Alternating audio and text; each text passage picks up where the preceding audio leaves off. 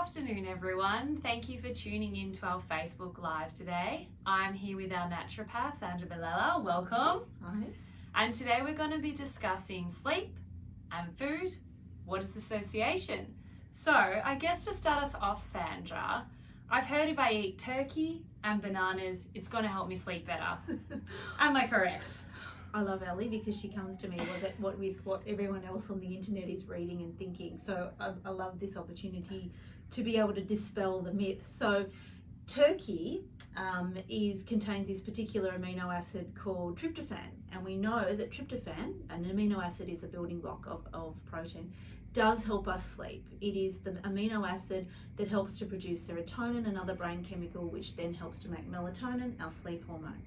If you take tryptophan, if you were given it as a pharmaceutical or as a supplement, it will help you sleep. But in food, it doesn't actually cross the blood-brain barrier. So contrary to what people think, if you eat turkey or bananas, what happens is the other amino acids compete with the tryptophan. There's not as much of the tryptophan, and the other ones are kind of stronger, and they kind of compete and don't allow the tryptophan to cross over. So probably after the Christmas lunch, it's probably the brandy sauce or the pure abundance of food that is making you sleepy.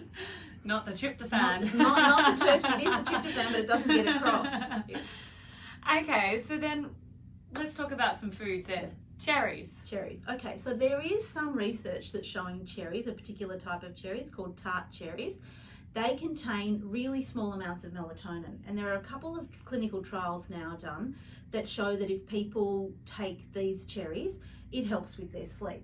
Now, the trials are only very small, but there must be something else other than just the amount of melatonin, because to put it into context, if you had to take 1 kilo of cherries, it gives you about a third to about a quarter of the minimum dose of the melatonin that's used to help you to get to sleep if you were taking melatonin as a drug. So there must be something else about it. It's the cherry juice that is often used, and the cherry juice is, again, that in one of the researchers, equivalent to about 90 to 100 cherries. Now, I love cherries, but I'm not going to sit there and eat 100 cherries before I go to bed. No. But it does no harm. Certainly if you were having some cherry juice, it might help, but just, a handful of cherries before bed is not going to help, but it might be a better option than some other foods that might keep you awake. Right. Cereal, starting the day. Okay, so it's interesting, there's this whole thing about, eating carbohydrates, not eating carbohydrates. Carbohydrates do actually help in terms of getting that tryptophan, that amino acid, crossing into the brain and then helping with the melatonin production. But I guess one of the things to think about is that the diet that is showing some of the best research, once again, is the Mediterranean diet. And it seems to be that the whole foods in this, including cereals, do tend to help with also feeding the gut microbiome. And so this gut bacteria, there is now showing a connection between sleep and food and the gut, and gut and sleep. So it's got this bi-directional body-brain link. Yeah, body-brain link, but also with sleep. So the Mediterranean diet is one that will contain cereals. And people often get a bit confused, what does that mean? Eat more pasta and pizza. But no, one of the recipes on our Gene House website, the Bounty Bowl, if you go to the information at the bottom, it gives you 12 steps of how the average Australian can incorporate the main components of the Mediterranean diet into their diet. Some small swaps there. Small swaps, yes. That's key. Sweet potatoes, that touches. Yeah, so I wondered where you got that one from, but look, again, it's a type of carbohydrate. It's a healthy type of carbohydrate, so sure, put that in as with part of the evening meal. I'm sure that will be useful, probably because it's helping with getting that tryptophan level up, but I'm not sure where that one comes from. Yeah. And I've got some herbal teas here. Yes. So I think one of the best things we can do is, rather than think about what we can eat, is setting up a really nice ritual of a lovely herbal tea. Now, you can smell, you can't, but we can smell, there's a very characteristic smell of valerian in this tea. It's got a kind of a bit of a smelly sock kind of mix of smell. And this tea is also combined with some chamomile and lemon balm and also some passion flower and flavoured with a bit of spearmint. And these kind of teas where you can see what the actual herbs are, so you're getting a good quality.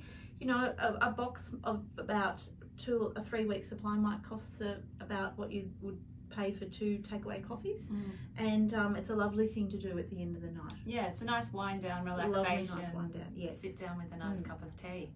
Well, cheers, Sandra. Cheers.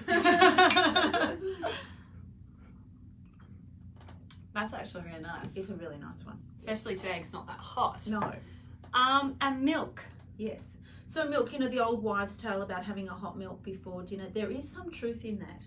The tryptophan, this nice amino acid that we're trying to get across to the brain and get the melatonin going, there's a particular protein in the milk which allows that tryptophan to be more readily available. So milk, cow's milk, not all the milk substitutes, will actually be a good way of trying to get that in. So a cup of warm milk before bed might be useful. And one of the things as a herbalist that we often talk about is you actually get chamomile flowers and infuse them into the warm milk with a little bit of honey, maybe a bit of cinnamon, and that could be a little nightcap. That sounds really nice. Instead of alcohol, because one thing we do need to make sure is alcohol might get you to sleep, but you are more likely to wake through the night, and particularly with women perimenopausally, the night sweats will often be worse. With alcohol. So that's a good segue into the other foods that I have here about high-fat foods. Yes. Look, I'm not sure about high-fat foods. The fat foods, it depends on the fats. Certainly they will give you a level of satiety, make you feel full, and that means that you're less likely to wake up because of that. But there's a difference between having a handful of nuts and having dried donuts. Caffeine? Yeah, so caffeine very clearly is linked with sleep disturbance. So no more than 2 caffeinated drinks a day is usually what's talked about with sleep hygiene. But look at caffeine from all sources. The amount in a cup of coffee really varies, but also tea and sports drinks and really dark chocolate will have levels of caffeine as well. So you have to watch that. Yeah, and you just kind of touched on there about sleep hygiene. Do you want to expand on what sleep hygiene actually is? Some experts got together and worked out what is good for helping to encourage sleep. And there are things like, not going to bed before 10 o'clock if you're having trouble sleeping, getting up in the morning, going outside, having the room dark, no screens in the bedroom, nothing in the bedroom. The bedroom is used for sleep and sex only.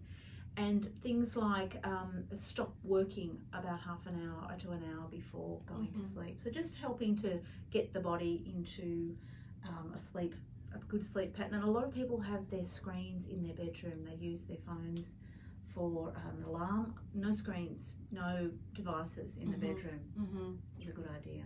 Excellent.